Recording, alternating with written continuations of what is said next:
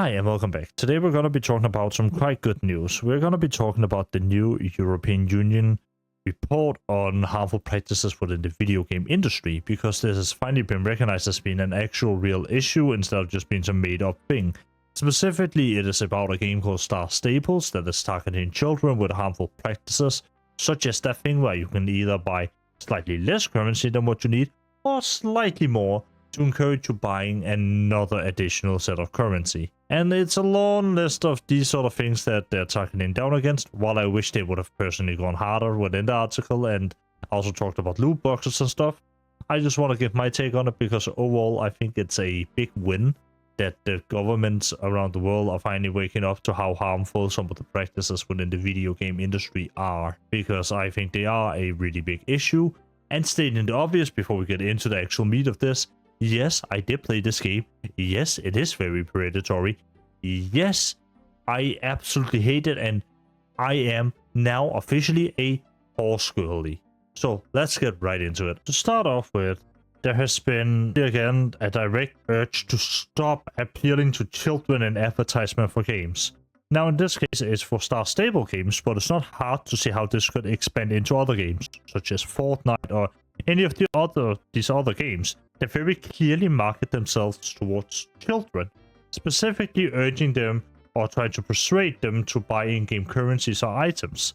And there are a lot of ways that they do this, and there's a lot of really scummy practices that takes place to make you want to buy more, such as you get a slightly over the amount of currency that you need. As an example, in Destiny, a game that I play, when you're trying to buy silver, you can buy like 2200, but you can't buy the exact amount of currency you need for an armor set, trying to sort of hide how much you're actually getting and encourage you to buy that next pack easier. That's also the fact that they are trying to, stop the time limit purchasing, or trying to force people, persuade people to buy in-game currency and items through simply time limiting, which, if you haven't played an online game, that is definitely a thing.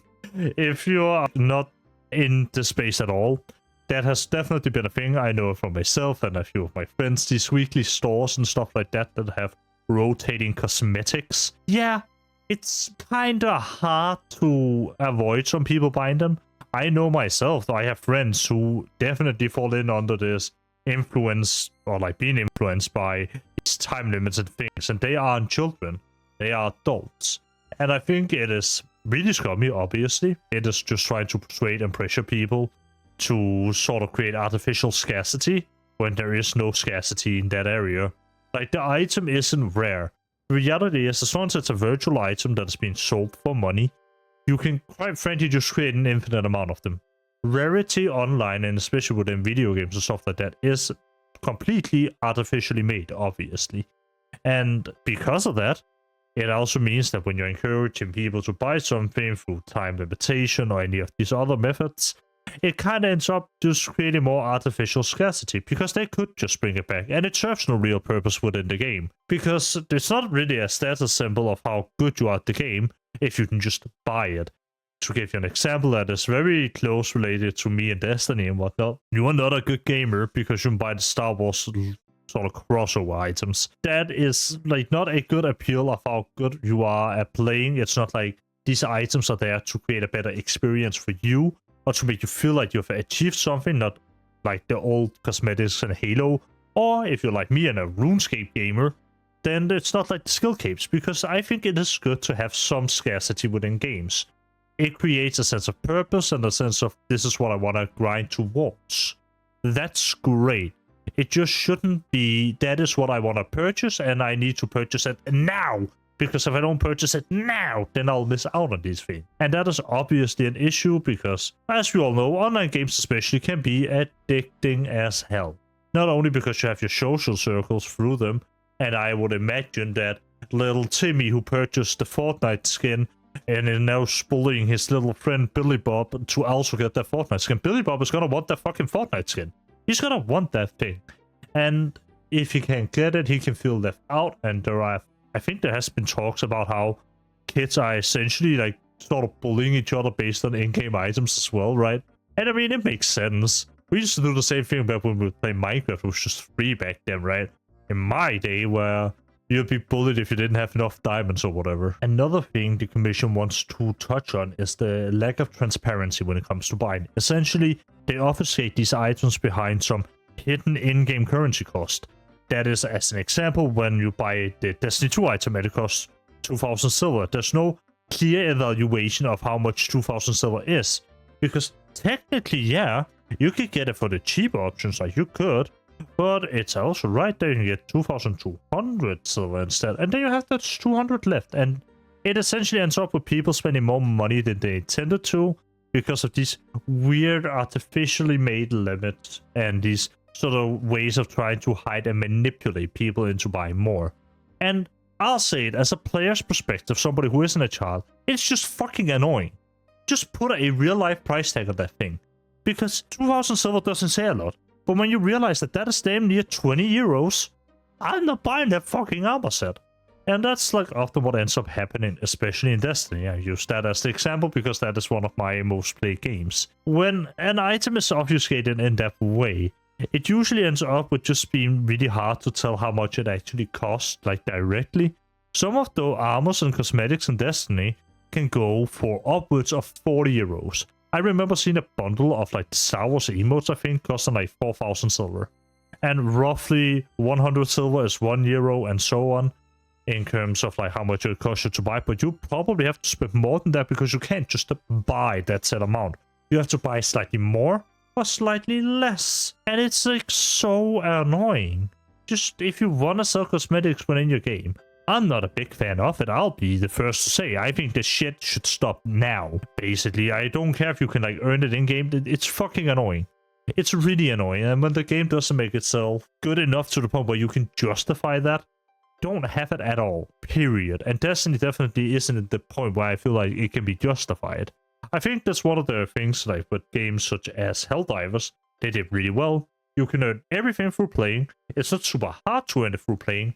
I believe most people actually do, and if you want to support the game a bit, you can. And I think that's fine. Like, there are ways of doing it where I don't think it's as outrageous, but when it is, you can only earn these cosmetics, even though they're just cosmetics, through buying, through spending real-life money, and they are trying to obfuscate that money. I think it ends up in a really just bad practice area. I don't enjoy it at all. I think it's really bad for the consumer, and I think it quite frankly creates a worse game.